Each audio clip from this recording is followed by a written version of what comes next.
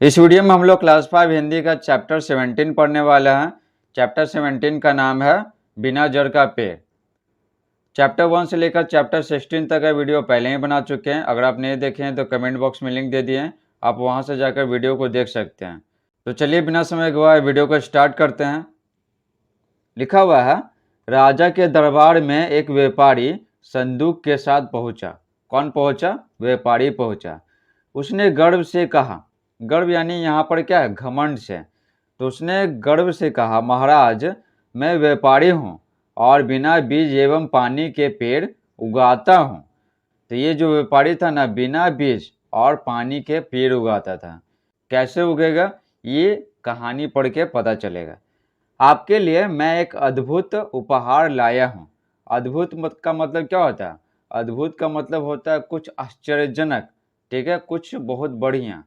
आपके दरबार में एक से एक ज्ञानी ध्यानी हैं, इसलिए पहले मुझे कोई यह बताए कि इस संदूक में क्या है। अगर बता देगा तो आपके यहाँ चाकरी करने को तैयार हूँ। तो व्यापारी क्या बोला? वो बोला ना कि आपके दरबार में सुने हैं बहुत इंटेलिजेंट लोग हैं, बहुत ही समझदार लोग हैं, दरबारी हैं, मंत्री हैं, ठीक है। तो सबसे पहले कोई यह बताया कि इस संदूक में क्या है। अगर कोई बता देगा ना तो राजा आपके यहाँ हम चाकरी करने को तैयार हैं। चाकरी मतलब क्या होता है? दास बनना। तो बोला ना कि अगर आपके दरबार में कोई भी बता देगा कि संदूक में, यानी इस संदूक में, संदूक को दिखाते हुए बोला कि इस संदूक में क्या है, अगर कोई बता देगा आपके दरबार का कोई व्यक्ति, तो आपका दास बन जाएंगे और आप जो बोलेगा वो हम काम करेंगे। ऐसा कौन बोला? व्यापारी बोला राजा को। सभासद पंडितों, पुरोहितों और ज्योतिषियों की ओर देखने लगे, लेकिन उन लोगों ने सिर झुका लिया। सिर झुका लिया कहने का मतलब क्या है? वो हार गए, ठीक है, वो अपनी हार स्वीकार कर लिए, वो बता नहीं पाए, ठीक है। यहाँ पर पंडित भी हैं, पुरोहित भी हैं और ज्योतिषी भी हैं। ये वही ज्योतिषी हैं जो आपकी हाथों की लकीरों को देखकर, ठीक ना, आपका भविष्य पता कर लेते हैं, लेकिन यहाँ पर पता नहीं कर पाए कि संदूक में क्या है। तो सबके सब क्या? हार मान लेंगे। तो सबके सब क्या किए? हार मान गया, ठीक है, सिवाय एक को छोड़ करके। सभा में गोनू झा भी उपस्थित थे। वो कौन थे जो हार नहीं माने? वे थे गोनू झा। उन्हें उसकी चुनौती स्वीकार करना आवश्यक लगा, अन्यथा दरबार की जग हसाई होती, ठीक है। राजा के दरबार की क्या होती? जग हसाई होती है। राजा पर क्या लोग हंसते हैं, ठीक है ना, पूरी दुनिया वाले हंसते हैं। वो सोचते हैं कि इसके दरबार में सुने हैं कि बहुत मंत्री समझदार हैं, ठीक है, ज्योतिषी भी हैं, पुरोहित भी है, पंडित भी है, लेकिन कोई भी एक व्यापारी के साधारण से प्रश्न का उत्तर नहीं दे पाया। तो बहुत जग हसाई होती, इसलिए गोनू झा क्या किए? उस चुनौती को स्वीकार कर लिए। वो बोले कि ठीक है ना, जवाब हम देंगे। गोनू झा ने विश्वासपूर्वक कहा, मैं बता सकता हूं कि संदूक में क्या है, लेकिन इसके लिए मुझे रात भर का समय चाहिए, ठीक है। कितना समय वो मांगे? बोले कि बस मुझे रात भर का समय दे दीजिए और व्यापारी को संदूक के साथ मेरे यहाँ ठहरना होगा।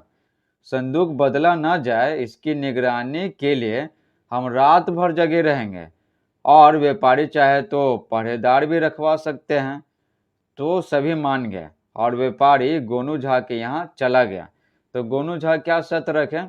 वो सबसे पहला शर्त रखें कि हमको रात भर का समय चाहिए और बोले ना कि व्यापारी को संदूक के साथ मेरे यहाँ ठहरना होगा, ठीक है। और संदूक कोई बदल देगा, कोई धोखा भी तो कर सकता है, ठीक है। तो बोले कि इसकी निगरानी के लिए हम दोनों रात भर जगे रहेंगे, या फिर क्या व्यापारी अगर चाहे तो पहरेदार भी रखवा सकता है, लेकिन व्यापारी को भरोसा नहीं था, उसको राजा पे भरोसा नहीं था। पहरेदार किसका रहेगा? राजा का रहेगा। तो राजा को भरोसा नहीं था। वो सोचा ना व्यापारी की पहरेदार क्या वो खोल करके देख लेगा अगर हम सो जाएंगे तो संदूक के अंदर क्या है, इसलिए वो पहरेदार नहीं रखता है। वो दोनों क्या बोलते हैं, ठीक है ना, गोनू झा बोलते हैं कि ठीक है, अगर पहरेदार रखवाने का मन नहीं है तो रात भर हम दोनों जगेंगे। रात भर दोनों संदूक की रखवाली करते रहे, ठीक है। रात काटती थी, इसलिए किस्सा कहानी भी चलती रही। रात काटती थी इसका मतलब क्या है?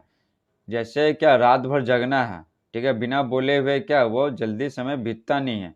तो दोनों आपस में क्या है ना बात करने लगे। बातचीत के क्रम में गोनू झा ने कहा, भाई कुछ दिन पूर्व, पूर्व का मतलब क्या होता है, पहले, तो कुछ दिन पूर्व मुझे एक व्यापारी मिला था। उसने भी यही कहा था कि बिना बीज पानी के पेड़ उगाता हूँ। पेड़ों में भांति भांति के फूल खिलते हैं, वह भी रात में। ठीक है ना। तो गोनू झा ना बातचीत को शुरू करते हैं और बातचीत में ना कुछ हिंट पता करने की कोशिश करते हैं कि संदूक में क्या हो सकता है। तो क्या आप भी रात में पेड़ उगाकर भांति भांति के फूल खिला सकते हैं? ठीक है, गोनू झा किसको बोलते हैं? व्यापारी के बोलते हैं, जो व्यापारी उनके यहाँ ठहरा है। ठीक है, तो बोलते हैं कि क्या आप भी रात में पेड़ उगाकर भांति भांति के फूल खिला सकते हैं? भांति भांति यानी क्या? विभिन्न प्रकार के फूल। तो व्यापारी क्या बोलता है?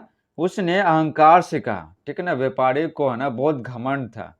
ठीक है, वो बोलता है, क्यों नहीं, मेरे पेड़ रात में ही अच्छे लगते हैं और उनके रंग बिरंगे फूल देखते ही बनते हैं।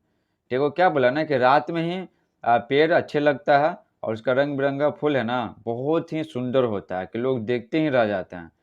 यह सुनते ही गोनू झा की आंखों में चमक आ गए और वे निश्चिंत हो गए। ठीक है, आंखों में चमक आ गई, इसका मतलब क्या है? वो खुश हो गया। ठीक है ना, वो कुछ हिंट चाहते थे ना। ठीक है, कि संदूक में क्या है ये पता लगाने के लिए वो कुछ हिंट चाहते थे व्यापारी की तरफ से कि वो कुछ हिंट दे दे, तो उनको हिंट मिल गया। ठीक है, तो वो क्या है, वो ज़्यादा आश्वस्त हो गया, उनकी आंखों में चमक आ गया कि नहीं अब तो वो व्यापारी के प्रश्न का उत्तर मिल ही गया। दूसरे दिन दोनों दरबार में उपस्थित हुए। ठीक है, रात भर का समय मांगे थे, अब तो रात तो बीत गया, तो अगला दिन तो उपस्थित होना ही पड़ेगा राजा के दरबार में। तो वही बोला जा रहा है, दूसरे दिन दोनों दरबार में उपस्थित हुए। गोनू झा ने जेब से कुछ आतिशबाजी निकालकर छोड़े। ठीक है, गोनू झा जेब में क्या लाए थे? कुछ आतिशबाजी लाए थे। ठीक है, कुछ पटाखा जो होता है ना कि आसमान में छोड़े हैं।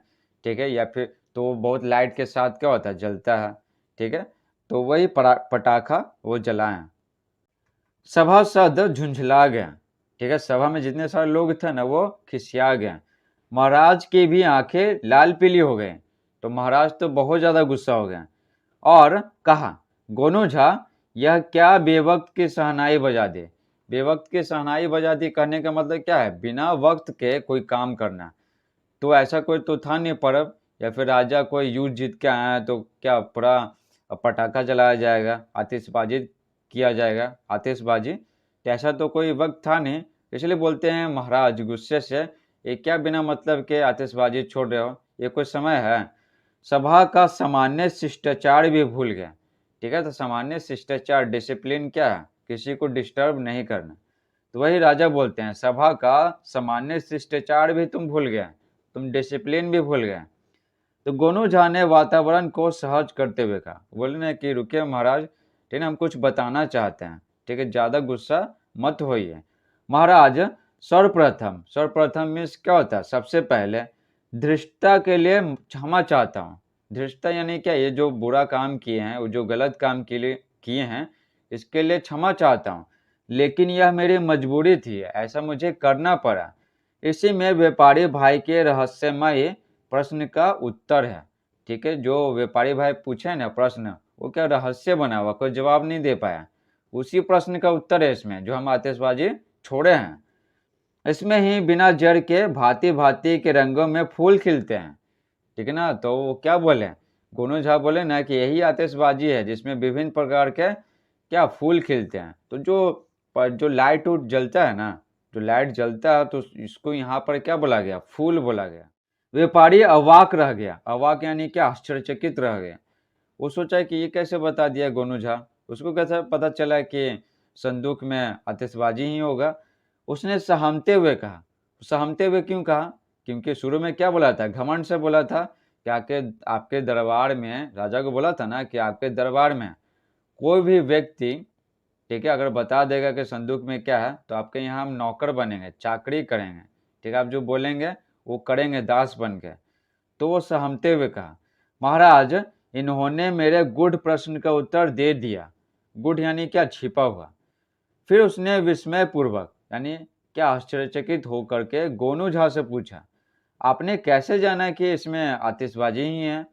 देखो क्या पूछा गोनू झा से व्यापारी, आपने कैसे जाना कि इसमें आतिशबाजी ही है। गोनू झा ने सहजता से कहा, ठीक है ना, गोनू झा ने सहजता से कहा, मतलब आराम से बोले, उनको कोई घमंड नहीं था कि कोई जवाब नहीं दे पाया दरबार में तो हम जवाब दिए, ठीक है, तो बहुत बड़ा तीर मार लिए, बहुत ज़्यादा घमंड उनको नहीं था, घमंड बिल्कुल नहीं था। गोनू झा ने सहजता से कहा, तो आराम से बोले, व्यापारी जब आपने यह कहा कि बिना बीज पानी के पेड़ उगते हैं और उनमें भांति भांति के फूल खिलते हैं, विभिन्न प्रकार के फूल खिलते हैं, जब रात में आप बोले थे तब तक तो मुझे संदेह रहा, परंतु मेरे पूछने पर यह कहा कि रात ही में आपकी यह फसल अच्छी लगती है, ठीक है, तब जरा भी संशय नहीं रहा कि, संशय यानी क्या, शक, तब जरा भी संशय नहीं रहा कि इसमें आतिशबाजी छोड़ अन्य सामान होगा।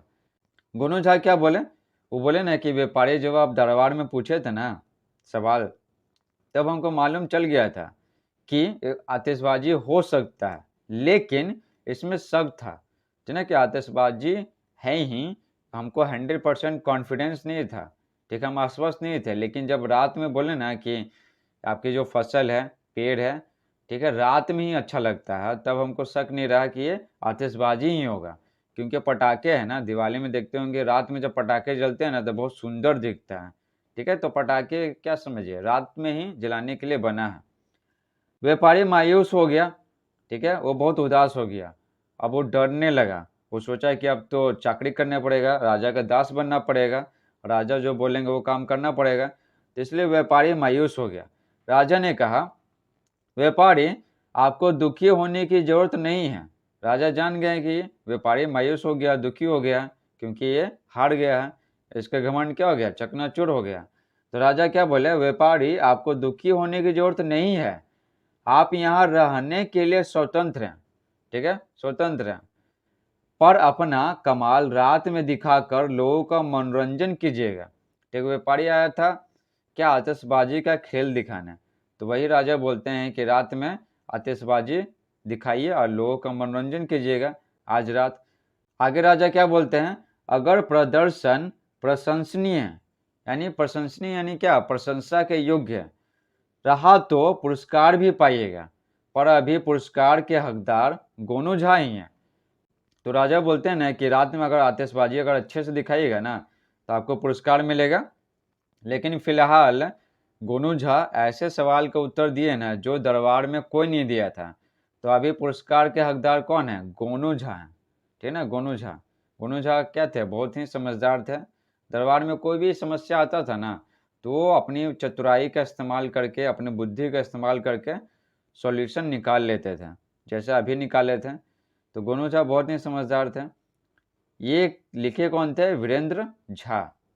इस प्रकार से पूरी कहानी समाप्त होता है। आई होप आपको ये कहानी पसंद आया होगा।